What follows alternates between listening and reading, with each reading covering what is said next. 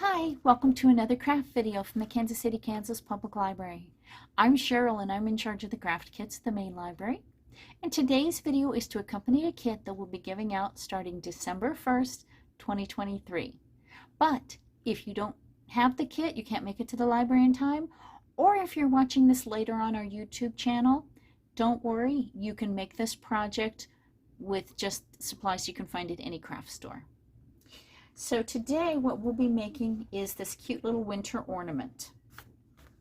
So you're going to get some air-dried clay. This is made with air-dried clay and paint. That's pretty much it. And this side is some winter berries. I believe they're called rowan berries. They grow in the winter. And then on the other side we have pine tree spray, and I will show you. I did them one on each side just to demonstrate, but you'll get enough material in the kit to make two, so you can choose which design that you want to do. But I'll show you how to make both the pine spray and the berries. Okay, so let's get started. Okay, so what you'll have in the kit, or what you'll need to buy if you don't have the kit, is some air-dried clay. You will have enough in the kit to make two of the ornaments. And if you're buying this yourself and you're watching this later, it's just a plain white air-dried clay that you can buy at any craft store. And how I measured them is I just took a plastic spoon, and I keep my air-dried clay in the container sealed up, but I also wrap it in cling wrap really tightly so that it's an extra air barrier. You don't want it drying out too soon. So how I measured these is I just stuck the plastic spoon in there, and I got a big old scoop of it, about that big, just like that. And that is how I measured, and each one of those will make one disc about this big. Let's measure that so we can see how big this disc is. And that is about 2 inches or so, is how big this disc ends up being. Depends on how thin you roll it. I would suggest rolling it a little bit thicker, but we'll get to that part. So that's what you'll need to do if you're buying your own supplies. As I said, you will get enough to make two ornaments. You will also get some craft paint, and this is brown, green, orange, and red. And there are two different designs you can make with these, and I'll show you both. You will get 2 foot of cord. You will need a pair of scissors because you will need to cut this cord in half, and you will be using 1 foot for each ornament.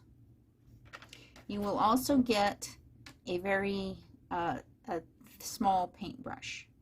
Now this is my old beat up one that I use, but you'll get a new one. You don't want a really big one because we're going to do fine details on there, and it's going to you're going to need a small paintbrush. So what you'll actually be doing, oh, you will also need the back of the paintbrush to poke the holes too.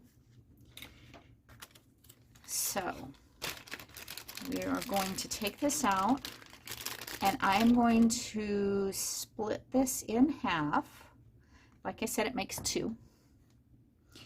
Whenever you're not working with this stuff, put it back in the plastic, and yours will come with cling wrap wrapped around it. So wrap that around really tightly, put it back in the plastic bag, get all the air out, and seal it. That's how you should work with air-dried clay when you need to. You probably will also like to have a little bit of water in a bowl. You probably don't need much. Just a little bit. This is just to kind of smooth the edges, maybe a teaspoonful. and you'll need to provide that. All right, so you're going to roll this into a nice ball. Try and get it as smooth as possible. Okay, so what I like to do so I don't get my work surface all messed up is I actually like to press it down on this plastic. That also helps it release a little easier. You can just press it down. You can use your fingers. What I tend to like to do is in these bowls, these are just like takeout soup containers. I save these to use with my paint and my water, and these lids, I like to just use this to push it down so I don't leave fingerprints, but it's up to you. You can always smooth it out. The water is there to help you smooth out any fingerprints or whatever. Okay, so now I've got it about, that's about 1/8 of an inch thick, about 2 inches across. Now, if you've pushed it down there, you may notice that the edges might crack a little bit.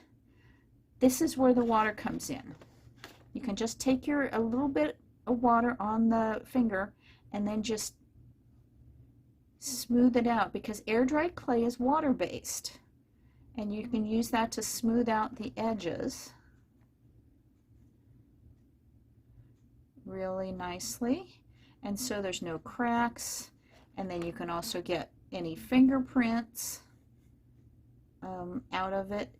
If you've made fingerprints, you can kind of smooth out the surface with that too. So, and this will dry very quickly. I'm going to get a tissue to just wipe that off. And I'm going to take the back of my paintbrush and I'm going to put it down in there about that far from the edge. So it's about a 1/4 of an inch or so. You don't want to get it too close to the edge because that creates a weak spot, but you don't want it so far down that it's in the center. So you're just going to do this, do that, make a little hole, flip it over, make sure that the hole on this side is nice. And then you're going to set it aside on some plastic wrap or something and just set it aside to dry for a day or so. When it dries, you will notice it gets much lighter. It starts out kind of a pale cream color and then it dries, and you can see this one I did this morning, so it's dry enough to be firm, but it's not dry completely. So I would wait until it's completely white, so I'd give it at least 24 hours. If it's been raining and is really humid, you might even give it longer. Once this is done, and now I have clay on my hands. Once this is done, you're ready to paint it. Now there's 2 different designs that you can do, and I'm going to show you both. We're going to do either a pine spray or some little winter berries that I think are holly. So what you'll do is you're going to start with the brown, and that's going to be your branches.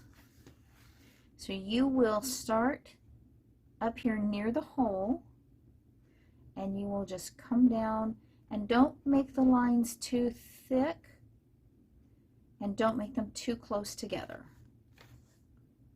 We're going to just do, and try and get them a little bit skinnier as you go along. See how I'm doing this? And I'm going to do one down this way. And branches are not completely straight, so remember, just don't make straight lines. Nature doesn't have straight lines. Matter of fact, you can even go kind of a little delicate zigzag, but make sure and taper off if you can toward the end. That's all you need to do, is those 3 like that. Now I'm going to rinse out my brush and come back and do the green. And I am going to do the pine. trees. So what I'm going to do is I'm going to try and get little skinny lines going out in clusters.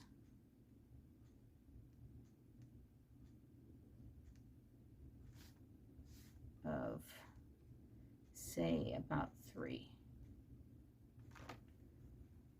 or four. And you maybe want some down at the bottom.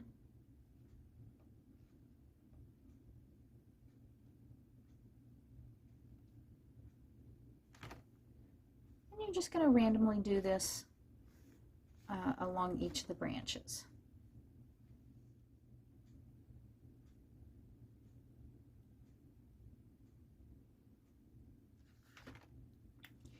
Okay, so I think that's done with all of the green. I'm going to rinse my brush out and I'm going to go back to the brown.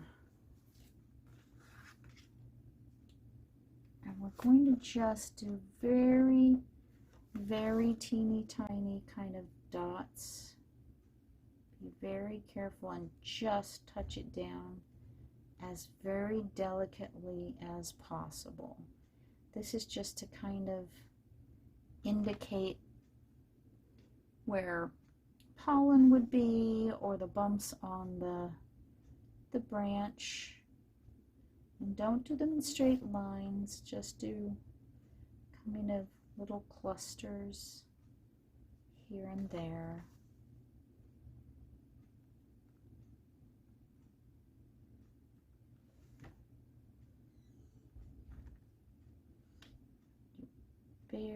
Barely touch down. I'm not using much paint at all on my brush, and when I'm doing it, I'm just touching down just as delicately and gently as I possibly can to make the little dots. Okay. And that's going to be the first one of my designs. Now I'm going to let this dry at least half an hour so that it's all completely dry and the paint won't smear, and then I'm going to flip it over and do the same design on the other side. Okay, so now we're going to do one that's a little more colorful, and it's going to be winter berries. I believe they're called rowan berries, or I think there's some orange ones called buckthorn berries. We're going to do red and orange berries. Okay, so the first thing we're going to do in this case is not the stems.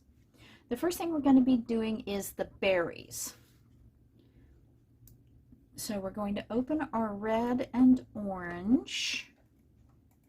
Now you can just do red berries and orange berries, different colors, or you can do what I'm going to do, which is orange berries with red dots. And you'll want to make some circles about 1/4 inch across, I guess, is what it is. And you'll want to cluster them. Don't make straight lines if you can help it. I'm going a little too straight, so what I'm going to do is I'm going to add some a little bit more offset so that I'm not making straight lines. There, that fixed my straight line issue. Okay. I know it doesn't look like anything now, but it will, I promise.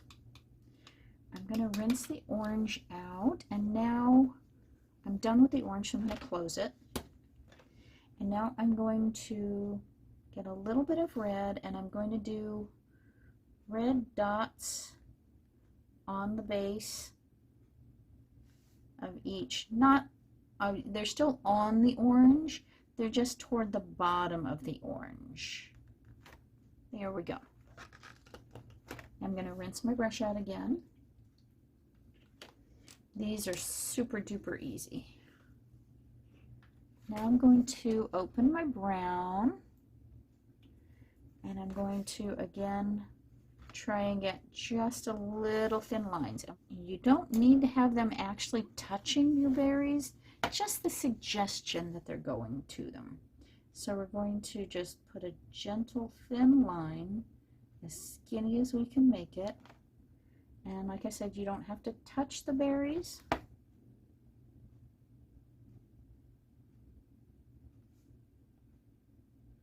And you'll want to kind of curve them around so that they're naturalistic looking, I should say. And I'm going to do one like this. Okay. I'm going to start this here.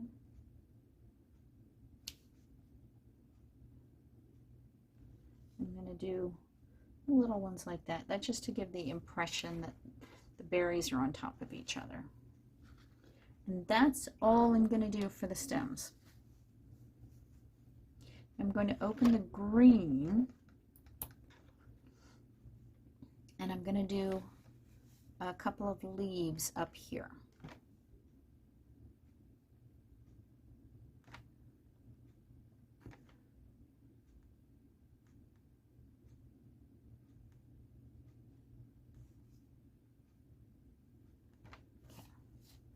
And now what I can do, what I like to do sometimes is mix just a tiny bit.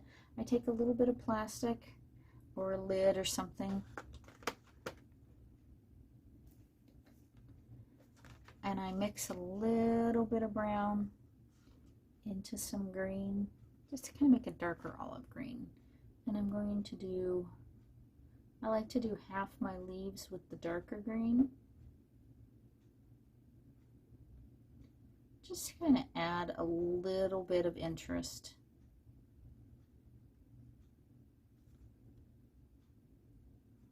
There we go. You can even, if you like, make some leaves falling down. So you can make some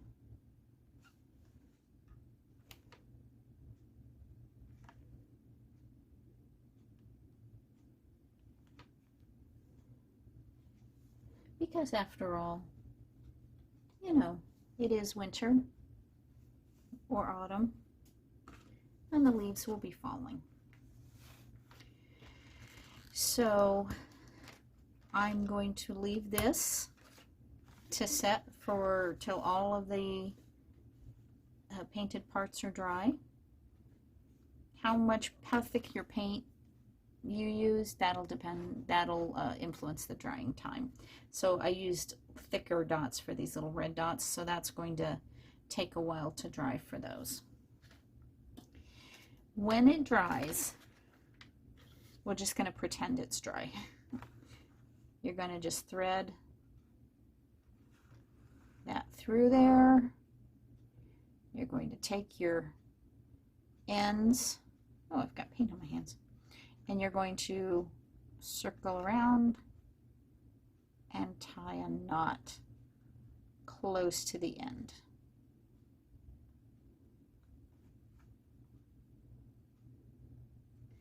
There you go. And there's your ornament. Now, because I was demonstrating, I actually painted the pine tree on one side and the berries on the other. So you are welcome to do that too. You can paint both of them the same design, or you can paint two different ones, you know, with pine trees on both sides and then one with berries on both sides. It's up to you. Okay, and that's it for the video today. Thank you for watching another video from the Kansas City, Kansas Public Library. I'll see you next time. Bye.